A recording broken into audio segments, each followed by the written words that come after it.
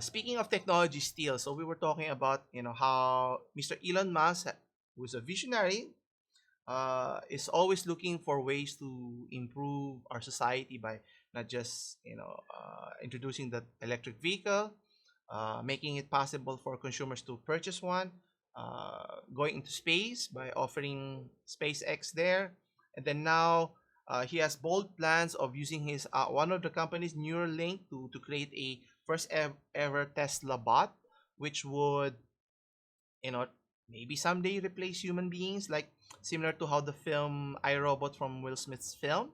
So you have an assistant that is going to do the basic chores for you or on your behalf, so the human or the humanoid could focus more on other stuff. But how far is it? I think maybe not in our lifetime, so we'll have to wait and see. But anyway, so the question here is, when Tesla presented the inaugural AI Day, which is a Tesla bot, as you can see here, it's a 5'8" bot.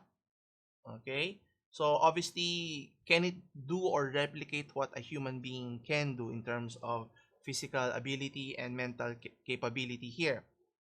Now, obviously, it's still a work in progress, but they're making headway in terms of its neural capability with their neural company, and as well as they have the Dojo advanced supercomputer being able to think uh, like how a human being would think maybe in the future.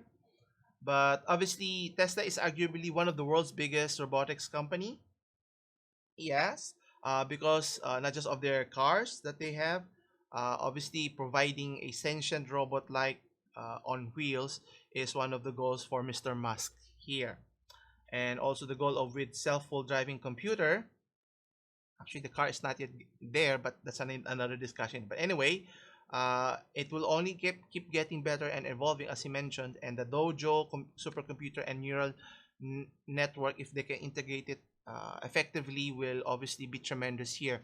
Imagine a world where mundane tasks are left for robotics here. But the question here is, will people become too lazy up to a certain point here and create more problems than solutions? But maybe for another lifetime there. Anyway, understanding how to navigate through the world, it kind of makes sense to put that on humanoid form. Now, obviously, it makes it more relatable if it's in humanoid form, because if it looks kind of odd, people are not as receptive as what they see if it's like a box or an odd shape, so to speak. That's why in movies they try to replicate human features. I think the film in Bicentennial Man, the film of Robin Williams, right? They try to uh, assimilate or physical characteristics of a humanoid, a human, and have internal powered by robotics and computers and so forth. Anyway, Mr. Musk goes on to say, it is intended to be friendly and navigate through a world built for humans. Obviously, convenient is the name of game. So they've been trying to push for self-driving vehicles, which is still far, far away, but hopefully within our lifetime. But who knows? Anyway, the question here is, with this discussion or evolvement of technology, will it get to a point that you can see an actual robot walking on the streets, doing mundane stuff? And obviously there are ethical issues here, social issues, ramifications. Who will be liable if, let's say, for the sake of conversation, if that robot were to do harm on other people? Who will be liable here?